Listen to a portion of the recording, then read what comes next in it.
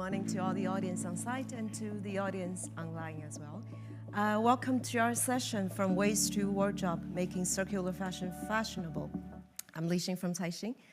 And today, there's a very interesting topic, but I want to give you a little bit background. The fashion industry accounts for 10% of annual global carbon emissions and is responsible for an estimated 20% of industrial wastewater pollution worldwide and 85% of all textile going to dump each year. If that number sounds too abstract, just think about one T-shirt that you like to wear most. And that T-shirt, to produce that, it might be taking about 2,700 liters of water just to produce one T-shirt. And the industry's huge environmental footprint really requires a systematic rethinking how much we should produce, how much we actually need to consume. And it takes a sea change of global consumption habit and a lot of innovations as well. And with that, we have a distinguished panel today, this morning, to discuss how fashion can transform to design out of waste. Let me quickly introduce our panelists today. Sitting on my left-hand side is Suchitra Lohia, Deputy Group CEO of Indorama Ventures. And the gentleman in the middle is Patrice Louvet, CEO of Ralph Lauren. And I'm not asking him what jacket is wearing, what brand of the jacket is wearing. And Leslie Johnson, CEO of Laudes Foundation, and Margaret Chang, Editor-in-Chief of Vogue China. That explains the very bright hairstyle. So let me start quickly with Suchitra. Indorama Ventures, headquartered in Thailand, is the world's leading PET producer and one of the largest producers of PET resins and polyester fiber as well. So you certainly can play a very significant role in ensuring textile durability. What are some of the key opportunities and challenges you encounter in shifting towards reducing textile waste? Good morning, everyone. It's a pleasure to be here today. To set the context to your question, Jen, we need to recognize that polyester fiber today is relevant in the entire textile industry in the fashion world, plays a dominant part both in apparel and home. It's because of its technical durability and performance. As we advanced in scale, it's become a more economical fiber in the world as compared to its conservative alternatives. It has provided job opportunities growth throughout the world. In the context of climate, research has shown that it has a lower carbon footprint, a life cycle, be it production, use, or disposal. But we can and we should do more.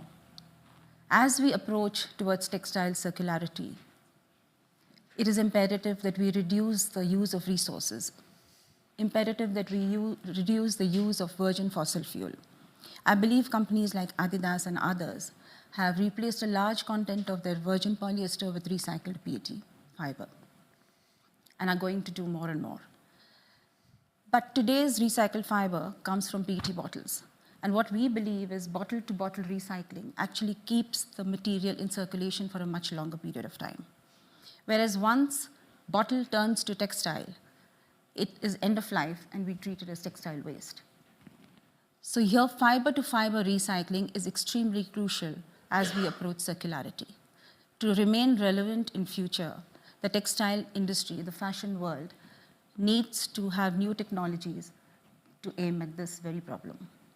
The linear production approach, shifting to a textile circular approach, needs to bring in 4 important parts of the ecosystem into play, into maturity, into scalability. I cannot emphasize the importance of collection, sorting, reuse, and recycle. The Rehab's Europe initiative has been set up to address this very challenge, and Indorama is happy to be a very proud partner of the same. Today, as you mentioned, the world recycles only 2.5 million tons. No, sorry. The world recycles only less than 1% of textile waste. The Rehab's Europe initiative has set a target by 2030 of 2.5 million tons. So fiber-to-fiber recycling, in my opinion, is the answer to reduction of polyester waste. Interesting. Thanks for sharing. And some of the points that you talked about, the scalability and how to make that economically viable, especially what kind of policy can facilitate that. We'll come back to some of these topics again. But let me move on to Patrice. Ralph Lauren announced its Live On promise in mid-2022 and promised to create clothes that last and can be reused many times over. Tell me more about it. And also, what are the principles and to reach the goals that you pledge to do the circular principles of 2025? Good morning, Shin. Good morning, everyone. Thank you for having me as part of this panel. So, you know, if you kind of summarize Ralph Lauren into 3 words, we're about quality, we're about authenticity, and we're about timelessness. And if Ralph were here, he would say, I want people who buy our products to wear them today, 10 years from now, 30 years from now, right? So timelessness is really at the very heart of what we stand for. And timelessness requires future-proofing your business and obviously requires circularity.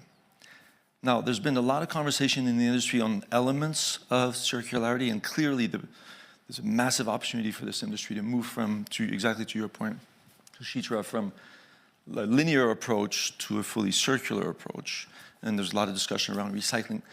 We really believe you have to step back and look at the entire system. And this requires actually a system redesign, right? That goes from how design teams design products, to the types of materials that are being used, to the processors, to your point on collection and recyclability, to also just how do we leverage scale. It's very clear that not one company is going to be able to change the landscape. And the numbers you quoted are quite significant. We're going to need to come together in order to move the needle. So a couple of examples on these 4 elements. On the design front, our teams, for example, now ask themselves the question, our design teams ask themselves the question, as they put products together, okay, how is this going to get deconstructed? How is this going to get recycled over time? So what kind of buttons should I use? What kind of trims should I use? Of course, what kind of materials should I use? That conversation didn't happen 4 or 5 years ago. There's a lot of work on materials. We'll probably get a chance to talk about it later, and you mentioned a few of the things that are underway, but I think being very diligent on the type of materials that our designers use now and saying this is a portfolio of options, this is no longer feasible and something to look into. From a processor standpoint, for example, we've just developed a cashmere sweater, which is cradle-to-cradle certified. So thank you, Bill McDonough, for everything that he's created there. And we're working with a processor called Reverso, which actually is going to enable us to take this used cashmere, once people are ready to give it up, having worn it for multiple times, and then transform it. But we have to build this processor capability. And then finally, scale, right? We are in a very competitive industry, right? And every company that plays in this industry likes to win, including Ralph Lauren. At the same time, it's very clear that, as I mentioned earlier, one company is not going to be able to solve it. The parallel for me, if you bear with me, is airline safety, right? Safety belts on airplanes, the airline companies are not competing on who has the best safety belt, right? The idea is we need great safety belts for everybody. I think the same philosophy needs to apply for our industry, which is how do we come together to develop the best solution that are relevant across the board, and then we can compete on other elements of the business model. So we are part of the Fashion Pact, which was created actually 4 or 5 years ago, really with the intent of bringing multiple players in the industry with scale to drive change. The Global Fashion Agenda, Fashion for Good. I mean, there are a lot of really critical organizations that can help scale all these efforts and really transform the industry, because we're very clear that this is an expectation from our consumers, this is an expectation from our employees, this is an expectation from our wholesale partners, and obviously the regulatory world is moving very quickly here. Like you said, it takes the entire effort of the whole industry. And I want to turn to Leslie.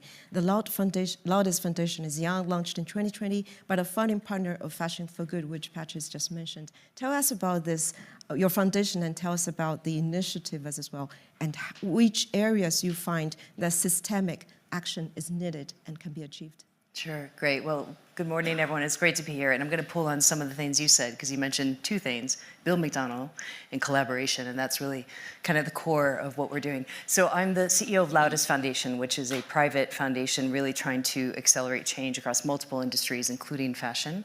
And as you know, and as you rightly said in the beginning, fashion is a very broken industry. The take, make, waste, linear approach is not serving people or planet. And what we did about 7 years ago, we were very inspired by Bill McDonnell, who actually challenged the shareholders of C&A, the company in the same group we're part of, to fashion endlessly. And what if you could think about the fashion industry as actually not being constrained by materials, completely circular, where people can thrive? What does that look like? And that thinking about what does it mean to fashion endlessly got us to think, well, what's missing? And what's missing is that second thing you said, which is collaboration. You need innovation to change business as usual, but you can't do that without collaborating. And what that effectively means is you need to take innovation, which is at the heart of fashion. I mean, think about the newest shoe made from, plastic bottles. That's, competitive DNA, and bringing it into the pre-competitive space. And that's the core of Fashion for Good. It launched in 2017. It's actually based in Amsterdam, but it's global. And the core of Fashion for Good is, well, the secret sauce, I think, is the orchestration between market, innovators, suppliers, and consumers. And over the past 6 years, it's worked with 25 corporate partners. It's unlocked about $1.9 billion in new investment in their innovators. It's worked with about 175 innovators, and more importantly, it's run about 400 orchestration pilots in the supply chains of its corporate partners. And that is phenomenal, because that's the first time I've seen, and I know that Ralph Lauren's doing that through its alliances, but corporate partners coming together, sitting around the table, talking about best practice in non-animal leathers. I mean, that's just unheard of, because that's really been kind of a competitive thing. So we've really opened that up. I'm really excited for where it's going to go. And I think the next stage of Fashion for Good is to double down on those innovations that will address carbon, water, and waste. That's really, that hard tech is really hard to scale, so that scaling is a priority. But also the supply chain is a priority. We started with brands and innovators, but we need to bring manufacturers and suppliers in as well to step up. Exciting. Manufacturers and the brands the industry is only half of the story. The other half is the consumers. That's where I want to bring Margaret. Well, tell us about the consumer, what the consumer have in mind when they see the garments made of recycled materials and coming from China. What's the mentality among the Chinese consumers about that? I think something to zoom out on, and it's really important to remember, is that creative culture and the power of storytelling is often underestimated in the broader sustainability conversation, not just in fashion, but more generally speaking. We have a very close partnership with the UN SDGs, particularly on goal number 17. And we talk about that a lot of, we can do all this kind of infrastructural systems change, supply chain change in the background, but at the end of the day, how do you emotionally connect that with the audience? Because our consumer is, they're human beings at the end of the day, and they have certain drivers that make them tick. They have value systems that make them behave in certain ways. And if you only focus on the fact of a circular economy, what does that mean to them in their daily lives? If you focus only on the fact of recycled materials, even if it's labeled on a tag, it's on an Instagram post, it's on a press release, what does that actually mean to them in the way that they want to cast their vote as a consumer with their purchases? And so it's less about these are the things that we're doing and consumers should accept it. It's about what are they actually protecting, right? What is the environment that we're actually protecting? What is the storytelling and environmental protection context around that? What are the consequences if we don't take actions like this? And if they're choosing between a product that has recycled materials or has a corrected supply chain versus something that does not, what is the impact of their decision? So that doesn't come in a split-second decision at the point of sale. That kind of storytelling needs to happen so much earlier to lay those foundations, not in a condescending way of education, but more so giving them the knowledge, empowering them with the knowledge to then give context to their purchase. And it's not that they're necessarily activists in every purchase that they make, because that's also an unrealistic way to look at human beings. particularly in a space like fashion, where fashion and lifestyle and creative culture is a source of joy and escapism a lot of the time. It is beautiful. It is something that people look to be a part of a tribe or a community that is interest-based. And so something that Patrice said that really resonated with me as well is that the circular economy conversation is not in isolation. It needs to be paired with this conversation around consumer psychology and the value they place on things. Because if the system, as Patrice said, is designed not currently to win in the sustainability place, rather than in the process of trying to win in a sustainability space relative to our other partners in the space, but not to lose in the traditional capitalist model, right? Then the consumer is always going to look at things as buy and dispose, buy and dispose. If we continue to train consumers in this psychology, then it will just continue to work against a lot of the back-end hard work that we're doing.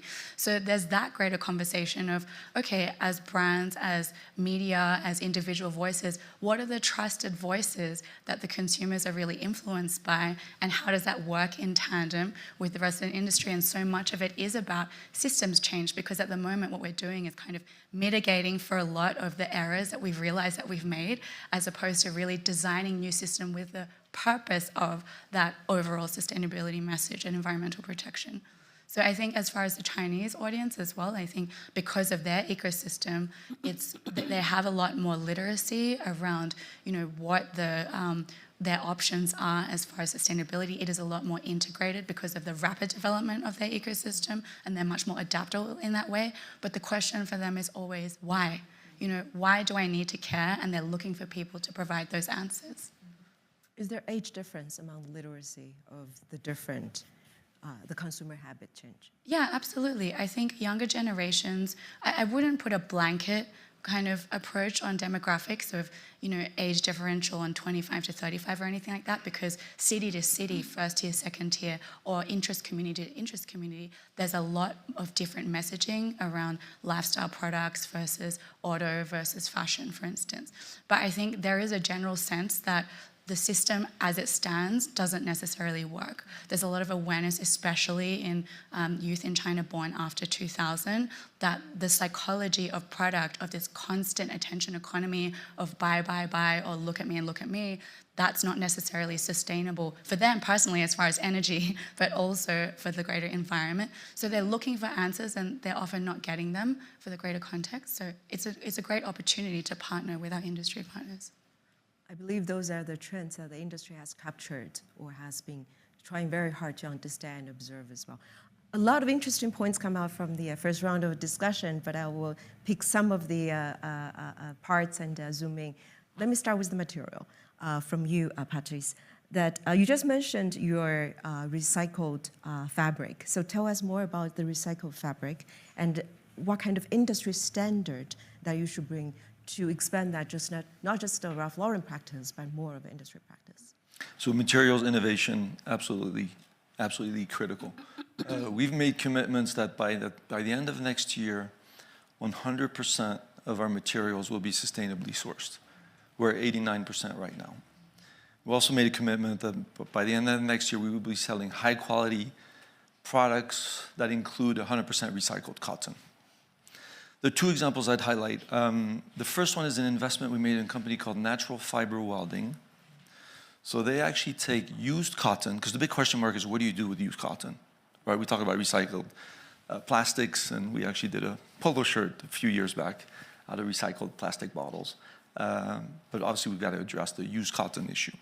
And this company takes used cotton and through their technology is able to recycle it in a way that you now get fabrics that have the characteristics of the best polyester elements from a breathability, flexibility standpoint, but an incredible consumer experience and consumer feel.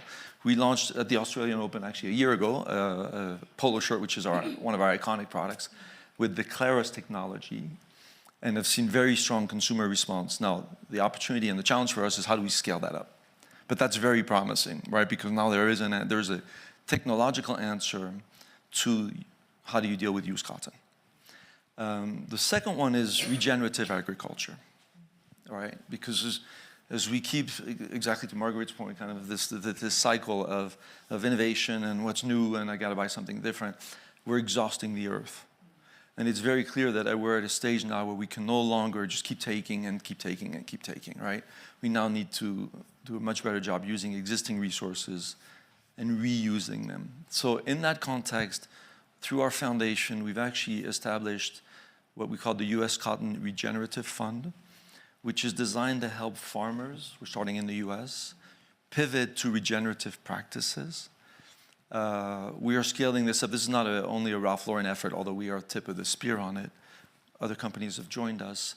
We now have impact in 6 different states. We've touched 1 million acres. And I think this whole regenerative concept, which you've seen across a number of different areas, I think is a big part of the answer of this not exhausting the resources of the earth, but constantly recreating it. Now, similar to the earlier conversation we were having, scale is going to be critical here to make a difference, and investments. These things require investments, but we're excited about it. We're approaching it with a real sense of urgency and a lot of positive energy. And just to build on Margaret's earlier point, and her platform, which is an amazing partner, has an incredible role to play in educating consumers in all of this, because we come out with explanations for our circular solutions, but they're complicated. And we need to find ways to really do this in a way that resonates simply. How do we capture that in a simple statement, in a simple visual? And I think that's work that we, the industry, along with our media partners, need to continue to do a better job on. Is it cheaper for them to buy the more environmentally recycled fabric made product? So broadly today, no. Although I know we were talking earlier today, there are situations where I'd say, I do believe, though, that this will be better and cheaper. So I think over time, because at the end of the day, we need to create value for all of our stakeholders, I do believe over time, as we build scale behind these efforts, we will end up in a better position from a cost standpoint. So not only will we have better solutions for the planet, but we'll also be in a better position to create value. Something we were talking about earlier was also around the fact that recycled materials don't stand in isolation, right? So an adjustment in a certain part of the supply chain will have ripple effects throughout the supply chain. And so an example we're talking about were independent Chinese designers who are coming up at the moment, and they do actually find that it's cheaper for them to produce with more sustainable materials and in a more sustainable way throughout the whole supply chain, even if one isolated material might cost slightly more than a traditional choice they might have, but in the context of, import-export or machinery or all of the flow-on effects that come from a certain material choice, it does net out better for them as an independent brand. So that can be achieved. Yeah. And come to Suchicha. So as a material supplier, what are the challenges you are facing, and do you buy in? Well, Patrick says we'll get to that goal. How many years do you think you are looking at? Oh, that's a great question. Thank you. Let me share with you first that we are proud today to announce that till date, we have recycled 100 billion bottles of PET plastic. And the target is by 2025 onwards to target 50 billion bottles annually. But we have immense challenges in the industry. And one of the biggest challenges we see is, to your point, educating the consumer. You need to see PET as a resource and not as a waste. So there has to be responsible disposal of the bottles rather than littering them on the streets, so that they can be collected and put it back into the recycling stream. The other thing that we see is the infrastructure which is lacking for collection. And you couldn't emphasize more on the collaborative effort throughout the supply chain that we require to bring this to fruition. Textile to textile recycling we've mentioned, and Indorama is in the forefront of investing in technologies for fiber to fiber recycling. We are in the process of working with Carbios, which is a unique enzymatic solution to break down polyester to the monomer level, and potential to scale to an industry level. So hopefully that will work for the fashion world. The other one technology partner that we've partnered with is Polymateria, which breaks down certain plastics and makes them biodegradable. So these are certain investments that we have made in the technology phase, and we continue to do so. We remain committed to do so. We see recycling and reducing the waste in the world as an opportunity to improve our own production process. Reduce the use of water, treat water, reduce our carbon efficiency. So we are all committed because we think recycling is the holy grail to going to a more circular economy. Durability of textiles, which you've mentioned, is very, very important, and I think it starts right from the design phase. What is happening today is a lot of the second-hand goods, you know better than me, is going to places like Kenya and Ghana, where it is repaired and then resold. But if you don't have the durability, the bales that we provide them cannot be repaired and cannot be resold and end up as landfill waste. We call that waste colonialism. We need to prevent that. So these are some of the challenges that we see the industry is facing. Fascinating. And since you mentioned about the second-hand clothing exporting to developing countries, that's another issue on the social and social impact dimension that I want to bring us on. So Leslie, what's your comment on that? And especially if you're exporting so many second-hand clothing to developing countries, what kind of impact and implication that has to the local effort to build their own domestic textile industry and job creation as well? Yeah, thanks for the question. This is the big doozy. So I think maybe just taking a step back, because that question assumes an element of the fashion industry that we are all trying to eliminate, which is waste. Because the reason why there is this export is that there's excessive waste. You gave the stats in the beginning. We know we only wear 20% that's in our wardrobes. What is it? A truck of textiles goes to landfill every second. You know, we know the stats. It's bad. So that's the current situation. So rather than try to build local industry and counter that, what we're trying to do is counter the waste problem at source, which is done with innovation, as I said, which is done through more creative business models. At the same time, we realize there is a lot of waste coming in, and as a foundation, we've been supporting initiatives to try to support the waste pickers and try to get some of the materials that could serve as feedstocks to go into your supply chain, possibly, and other models like that. So at the end of the day, and we haven't actually mentioned people, I think you touched on it with your regenerative agriculture, people are critical to making the circular economy in fashion work. And maybe just as an aside, because I think it's quite funny yet terrifying, about 12 years ago, I went to a business conference where the topic was putting people at the center of circularity. And it was all about how do you get consumers to bring their goods back to put in the bins at the stores so you can recycle them. Nothing about workers, nothing about producers, nothing about the people in these countries that are trying to get jobs when this waste is flowing into the country. And that's what we need to think about. We need to think about what is the impact of all this material innovation on the garment workers, on the producers, and that sort of thing. And it can be a positive impact. It can be a positive impact if we understand how it impacts them. We help them maybe retrain. If automation means that there's fewer jobs in Bangladesh, it could be a positive impact if they're part of the solution. And so we do with them as opposed to them. But right now, I think our model in the industry is such that, material innovation is the driver, but we need to flip that and actually put people at the center, including in these countries where the waste is flowing in. If I can reinforce Leslie's point, I think your point on we've got to reduce waste up front is critical. There's too much excess in this industry. Yes. Not just what consumers buy, but just what we produce and supply well exceeds demand. Yeah, absolutely. And all of us companies need to do a better job matching supply to demand, because that'll help address the waste issue from the get-go. Absolutely, and help consumers understand that they don't need 20 pairs of shoes.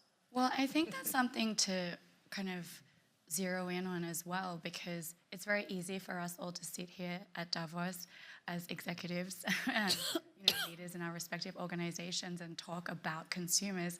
And I think something really important is to not underestimate the consumer either, right? It's like we don't need to dumb down the information. We need to meet them where they are.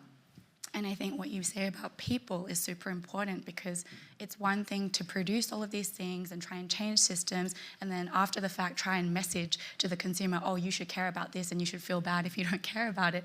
It's about actually identifying in different parts of the world where the consumers are, regardless of demographic, what are the people-centric cultures that already exist that we can then participate in and bring our storytelling to with regards to these products or sustainability tourist storytelling. I think I speak more specifically to China and prospectively the Eastern Hemisphere when I give some examples of the initiatives that we've done at Vogue, but there are already existing independent Chinese designers or independent designers in the East where their principles or their from the beginning of starting their business, they already have these kind of waste mitigating or waste-free practices. Those are the ones that need to champion, rather than creating a whole new construct, adding a whole new level of messaging when everyone's already bombarded with information. Or even traditional crafts, right? Traditional practices that in China have been there for thousands of years. There's hundreds of traditional crafts. They, by definition, are waste-free in the way that they practice. And there are so many cultures around the world that have these traditional crafts that, by the way, are dying. And that social sustainability element, if you can connect that with the waste-free or circular economy sustainability element, if you're championing those, constructing systems where you can have those become a part of local supply chains with the brands, with the local creators, and feed into creative culture in a way that already exists. It's like a lot of the conversation this week at Davos has been about sustainability, AI, rather than looking for synthetic or synthesizing new solutions for things when there are already solutions existing in the ecosystem, whether that's in nature or in people ecosystems. I think that's such an important element of adaptation to local markets of messaging. And especially how to make this messaging effective in the emerging markets that you have massive millions and millions of people just entering the middle class, and they enjoying the first time they can afford buying those many things. How to tell them the message? Anyone want to comment on that? Well, I think to Margaret's point, we have to weave it into our core communication. It can't be a parallel path. And for us, it's a corollary to our quality message, right? Which is really explained, because as I mentioned at the outset, it is a core element of our brand positioning. Is sustainability is a reason to support and to believe the quality promise that we make to our consumers. But I think Margaret's point on how do you leverage existing platforms, how do you leverage existing practices, that makes a lot of sense, and we all need to do a better job there. I think it's also a matter of understanding the audience first, right? If you're able to understand what tea they drink in the morning, what excites them, what their goals are, and what they're aspiring to, then you're better able to communicate with them as far as, or like bring them on the journey with you, as opposed to do all the work behind closed doors and then assume that they'll come with you when you get to the point of sale. I think it's very important to look at interest-based tribes, and it's so much more important now than ever to, yes, we are shaping the culture of consumption, but you also need to participate in the culture that you weren't a part of in the first place, right? It's about looking at what are their interest-based tribes, what makes them tick, what bands them together as far as communities. It could be music-based, it could be sports-based, it could be travel-based, but you have to meet them where they are in that regard, because otherwise you're always going to be on a different wavelength and not communicating with each other.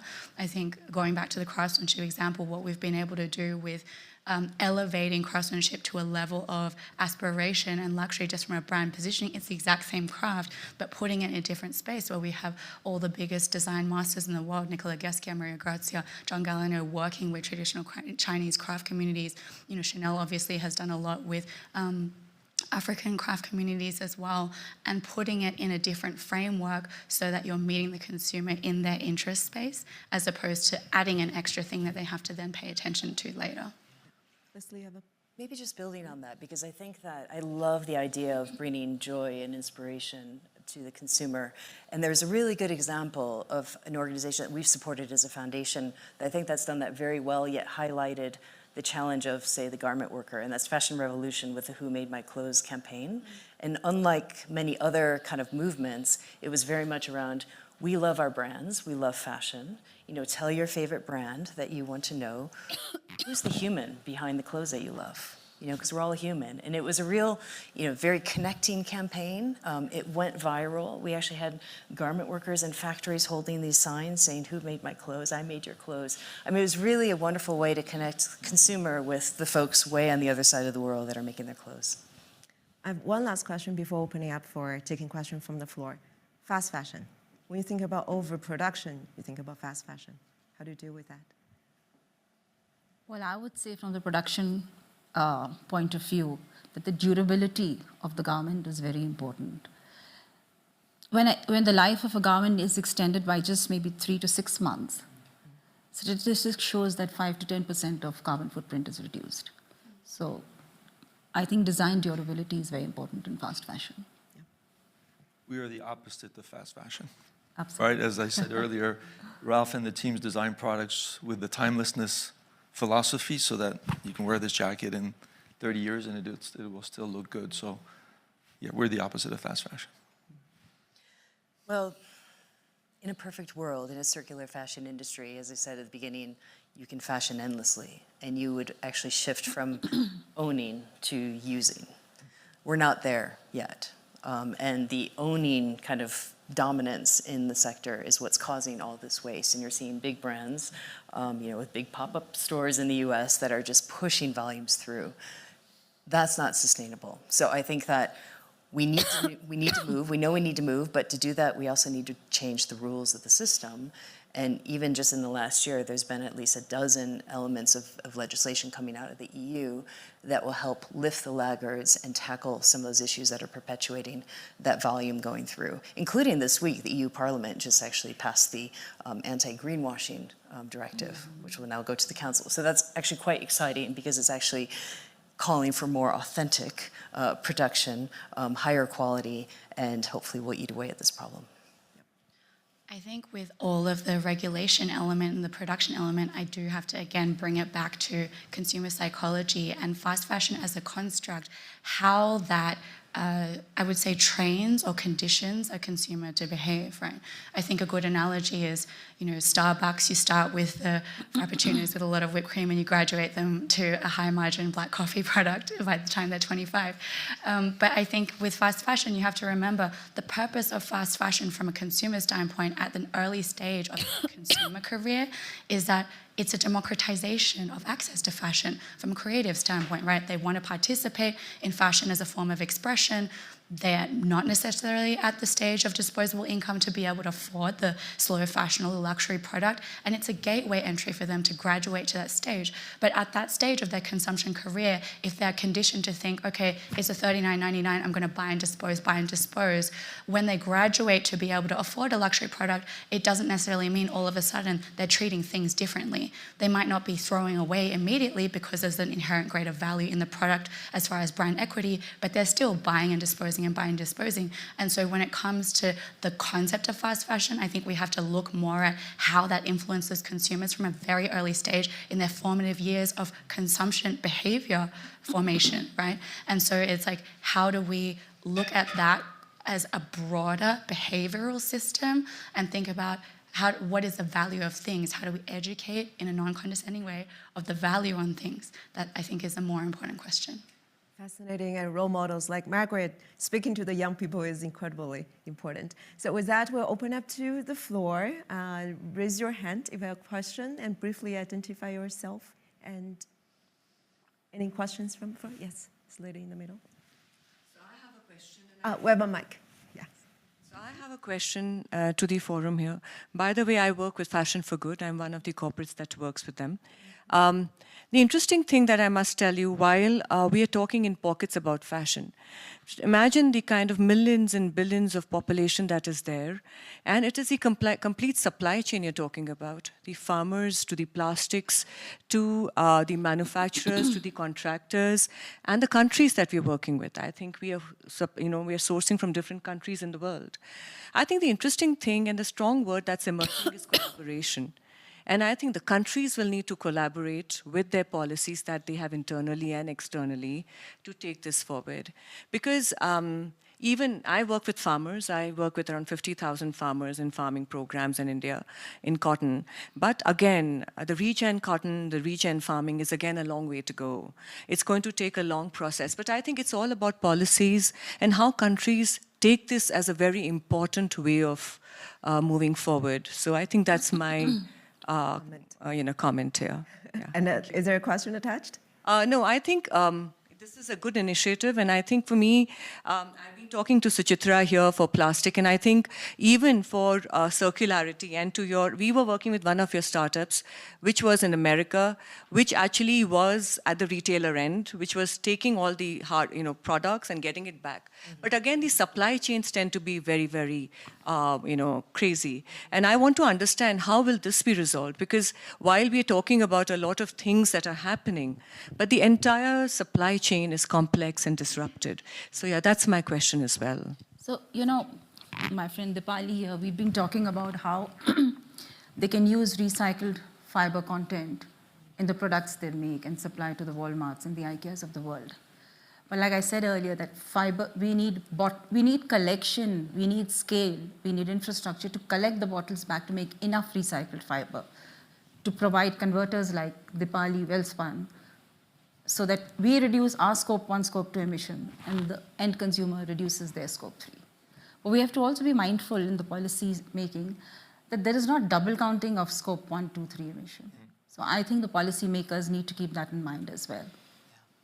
But it's all about collaboration at the end of the day. Yeah, and just building on that, perhaps, Fashion for Good just launched its next 5-year strategy and has 5 big bets. One of those 5 big bets is to focus on suppliers and provide more bespoke support to the supply chain. Because it started with market plus innovators equals scaled innovation. Not necessarily. So we need to focus more. That also means there, and as a foundation, there needs to be more support to the industry in the producing countries, because as I mentioned, legislation, if you see the European Corporate Sustainability Directive, that's going to have implications in each of these countries that's not fully understood yet. So I think there's also a need on the policy side and with catalytic capital to help the industry step up to that as well. Thank you. Any other questions on the floor?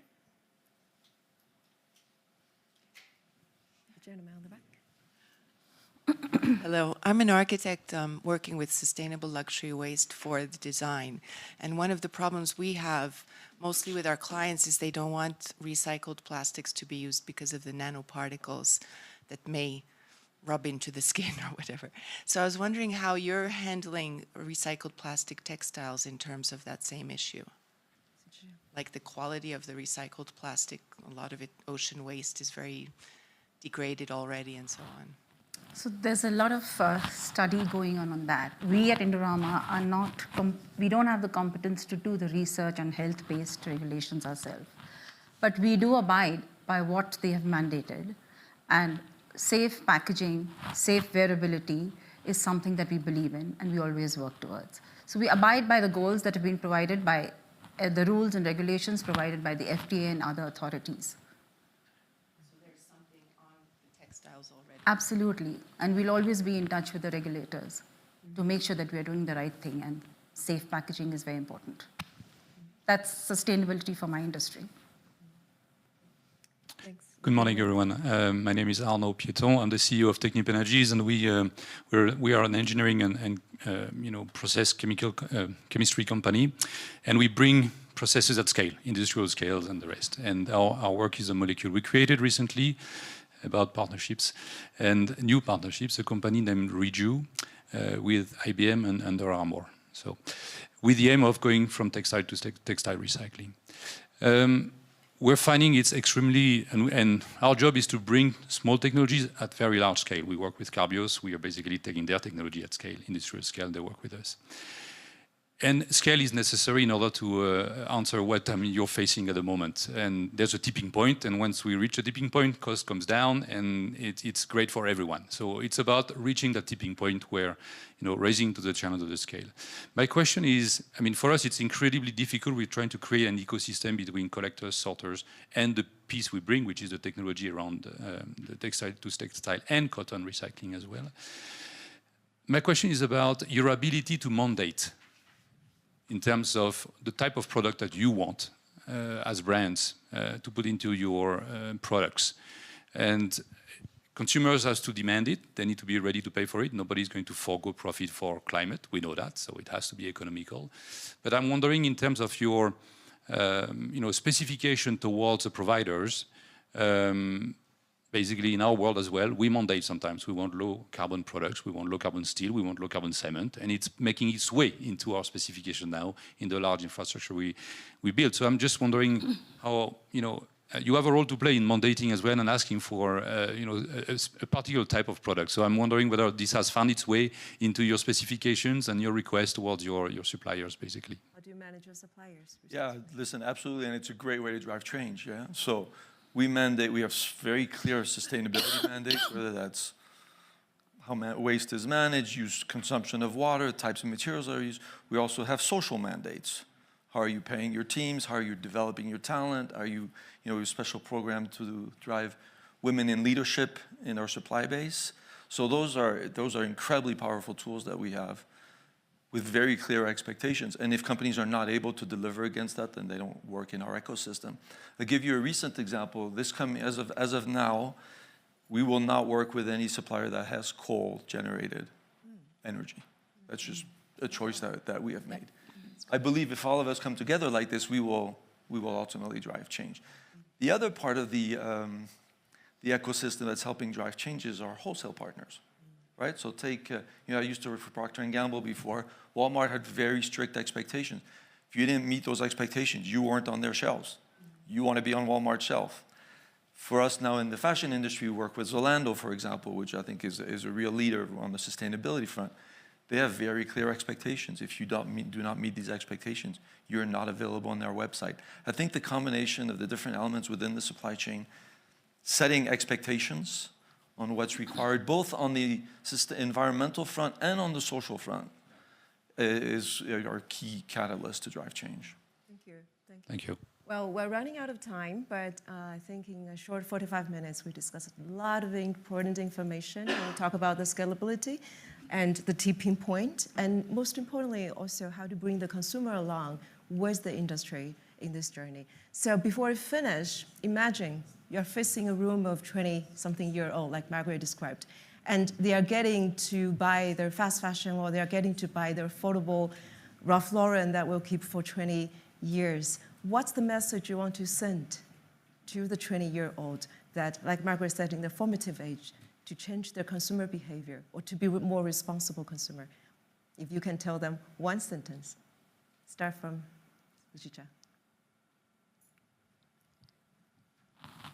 I'm just going to copy a quote from Vestia Collective, and that is, think first and buy second. Think first and buy second. Patrice? Quality, investing in quality is the best thing you can do for yourself. That's a good catchphrase. And Leslie? Take that too. And also support local creators and find creative ways to find them. That's very powerful as well. And Margaret? I think the most important thing is to step out of cynicism. I think there's an inherent distrust of the younger generation of existing systems because they haven't necessarily served them in other ways. So I think what I would ask of them is for optimism, for participation, to buy less, buy more intentionally, and to think of a collective future together, right? I think if you give them that goal of what are we working towards in a future state for their children, for their children's children, to give them that bigger picture, then at least they know what they're working towards, as opposed to what coffee am I buying, what jacket am I buying, right? To give the bigger picture. So basically invite them to join the effort. Join us. With that, ladies and gentlemen, let's give a big round of applause to our speakers.